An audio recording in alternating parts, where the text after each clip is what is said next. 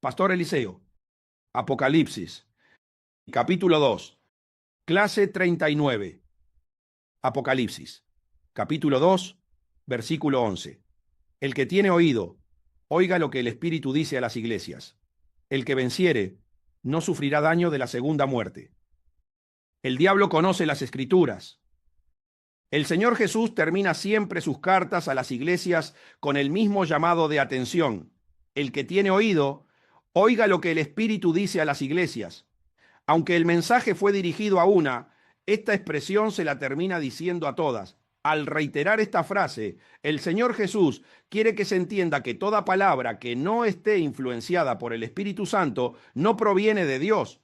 Que una palabra sea bíblica no quiere decir que venga de Dios. En consecuencia, es muy importante pedir discernimiento espiritual y estar en oración para identificar la diferencia.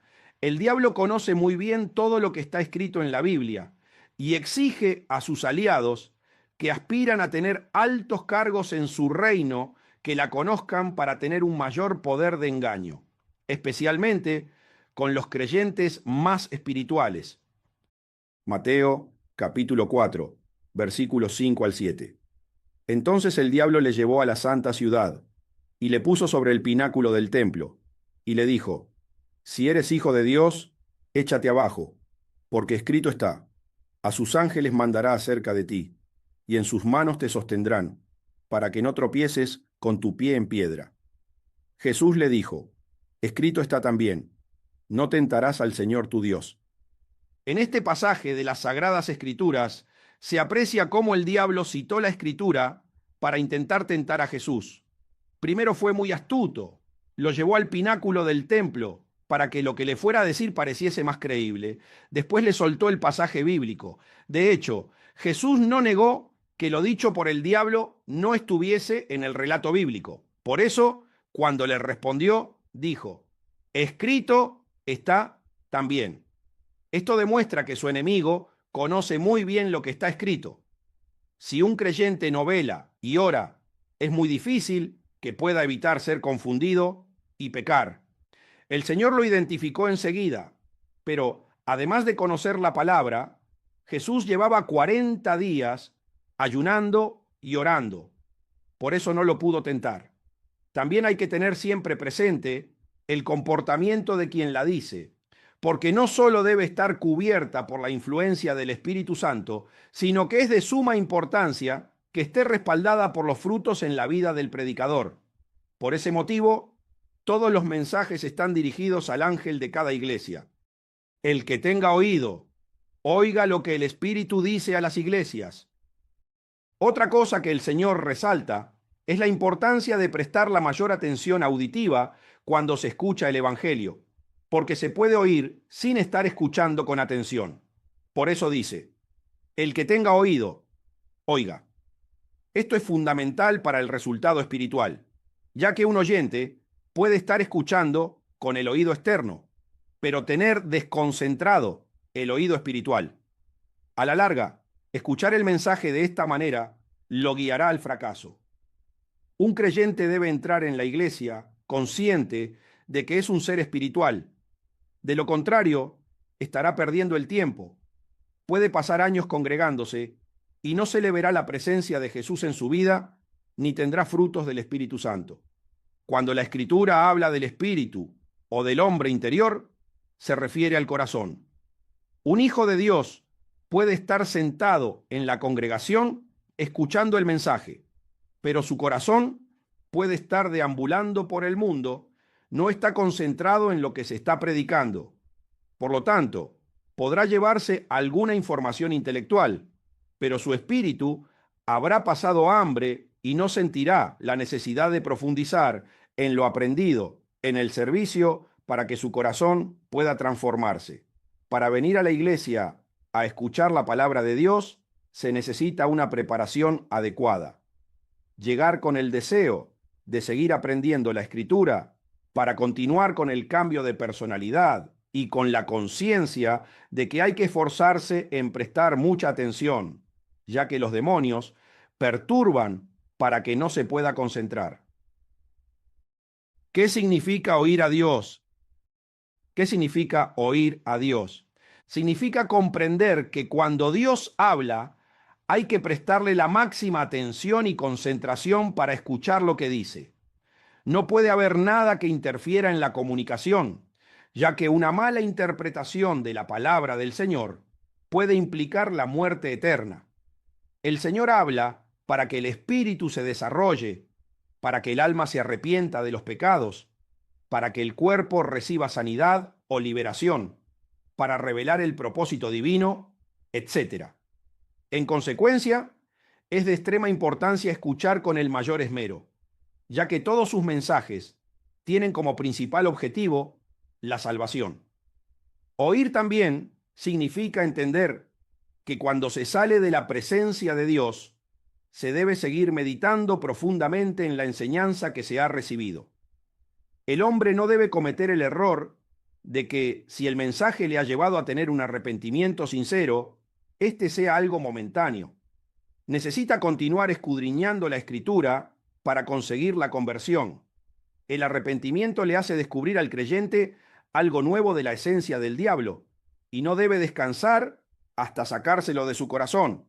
Para eso, debe meditar en la palabra de Dios para conseguir la personalidad de Jesús. Si no, cometerá una pausa en el pecado. Juan, capítulo 3, versículos 5 y 6. Respondió Jesús: de cierto te digo, que el que no naciere de agua y del Espíritu no puede entrar en el reino de Dios. Lo que es nacido de la carne, carne es, y lo que es nacido del Espíritu, Espíritu es. Jesús le dijo esto a Nicodemo, un principal entre los judíos, que para entrar en el reino de Dios necesita adquirir primero la nueva naturaleza y luego la personalidad de Dios, para convertirse en un hombre espiritual, un verdadero hijo de Dios, y estar en condiciones de entrar en su reino. Al nacer del Espíritu Santo, se obtiene la naturaleza de Dios, y al nacer del agua, es decir, de la palabra, se recibe su personalidad. Lo nacido del Espíritu es completamente opuesto a lo nacido de la carne. El creyente debe obtener los dos nacimientos. Si solo tiene uno, es totalmente destructivo y pierde definitivamente su salvación. Este era el grave problema del ángel de la iglesia de Esmirna, que por ese motivo estaba atribulado y en pobreza, cuando en realidad ya había nacido del Espíritu Santo y ya tenía la naturaleza divina. Era inmensamente rico, porque estaba en la condición precisa para que las meditaciones de la palabra de Dios perduraran en el tiempo, y así vivir por la gracia. Pero no meditaba en la palabra, por lo que no podía reflejar a Jesús con su vida, y actuaba en favor del diablo. El que venciere no sufrirá daño de la segunda muerte. Quien venciere no sufrirá daño de la segunda muerte, que significa el destierro total del reino de Dios. Nunca más podrá escuchar su palabra ni estar en su presencia por el resto de la eternidad. Lo peor que le puede acontecer a un ser creado es horrendo. Quienes recibieron a Jesús y alcanzaron la salvación tienen el Espíritu resucitado y cubierto por la presencia del Espíritu Santo. Se convierten en espíritus con almas benditas. Esa es la condición para vivir la eternidad con el Señor. Después de la muerte física, tienen que esperar para recibir su nuevo cuerpo glorificado, la nueva vestidura, como la que tenía Adán en el huerto del Edén antes de su desobediencia. Apocalipsis, capítulo 3, versículo 5. El que venciere será vestido de vestiduras blancas, y no borraré su nombre del libro de la vida, y confesaré su nombre delante de mi Padre y delante de sus ángeles. Quien logre nacer del agua y del Espíritu Santo es el vencedor, al que se vestirá con vestiduras blancas y se reconocerá como hijo de Dios. Estos son los que no participarán de la segunda muerte. Irán directamente a la presencia de Dios y esperarán el reinado de 1000 años junto al Señor Jesús. Después vivirán en la nueva Jerusalén, que desciende del cielo, y tendrán una nueva tierra y un nuevo cielo donde pasar la eternidad.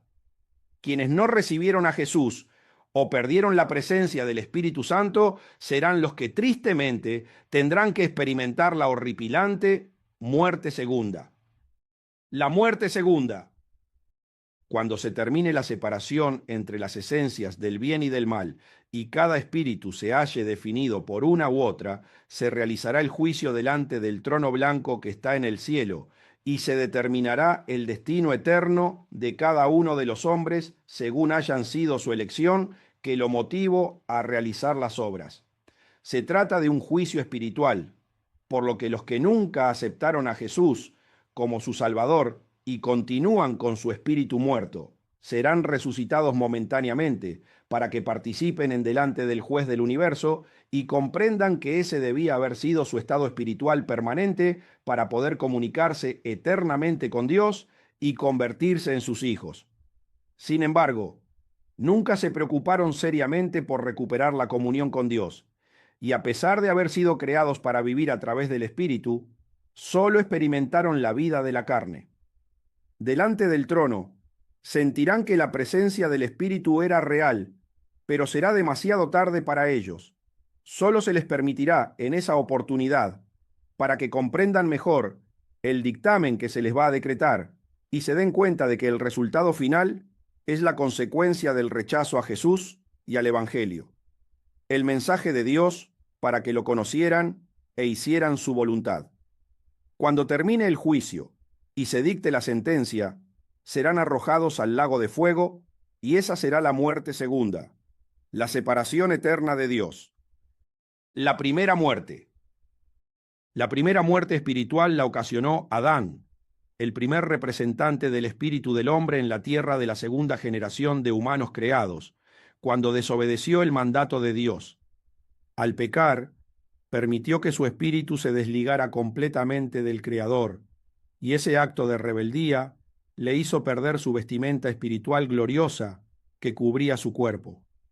En consecuencia, cuando Adán, el espíritu, comió del fruto del árbol de la ciencia del bien y del mal junto con Eva, el alma, se vieron desnudos, se separaron el uno del otro y dejaron de ser idóneos porque la desobediencia le hizo perder la vida espiritual.